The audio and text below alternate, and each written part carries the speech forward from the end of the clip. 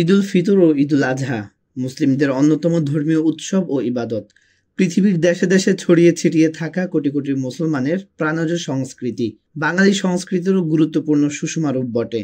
ঈদের দিন ধনী গরিবের ভেদাভেদ থাকে না, সবাই কাঁধে কাঁধ মেলানো, উষ্ণ অভ্যর্থনা ও শুভেচ্ছা বিনিময়, পাড়া প্রতিবেশী ও আত্মীয় স্বজনের খোঁজ খবর নেওয়া, পরস্পর মিলেমিশে খাবার গ্রহণ ইত্যাদি বাঙালি সমাজের ঐতিহ্য। ঈদ মুবারক বা ঈদ মুবারক, আরবিতে ঈদ মুবারক, ঐতিহ্যবাহী শুভেচ্ছা বাক্য। ঈদুল ফিতর ও ঈদুল আজহায় পরস্পরকে শুভেচ্ছা জানাতে এই শব্দ ব্যবহার করা হয়।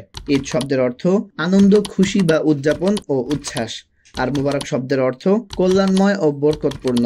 সুতরাং ঈদ মুবারকের অর্থ হলো ঈদ কল্যাণময় হোক অথবা আনন্দ উদযাপন কল্যাণজনক হোক। আমাদের দেশে ঈদ মুবারক বলে ঈদের শুভেচ্ছা জানানো হয়। এই প্রচলনটা বেশ সুন্দর ও মানানসই। তবে সালামের আগেই ঈদ মুবারক বলা উচিত নয়, কারণ এভাবে শুভেচ্ছা বিনিময় করতে গেলে আগে সালাম জানানোর আমলটুকু হয় না। ঈদের দিন একে অপরের সঙ্গে সাক্ষাৎ হলে শুভেচ্ছা বিনিময় করা সুন্নত, আর ঈদের শুভেচ্ছা বিনিময় করার সর্বোত্তম পদ্ধতি হলো এ দোয়া পাঠ করা, তাকাব্বালাল্লাহু মিন্না ওয়া মিনকুম, অর্থ আল্লাহ আমার ও আপনার পক্ষ থেকে কবুল করুন। ওয়াসিলা রাদিয়াল্লাহু আনহু বলেন, আমি রাসূল সাল্লাল্লাহু আলাইহি ওয়াসাল্লামের সঙ্গে ঈদের দিন সাক্ষাৎ করলাম।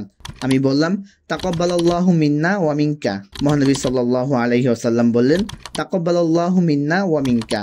সুনানে বাইহাকি।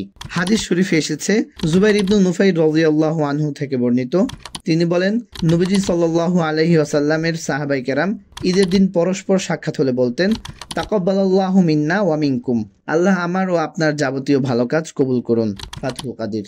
আল্লাহ তাআলা আমাদের আমল করার তৌফিক দান করুন। আমিন।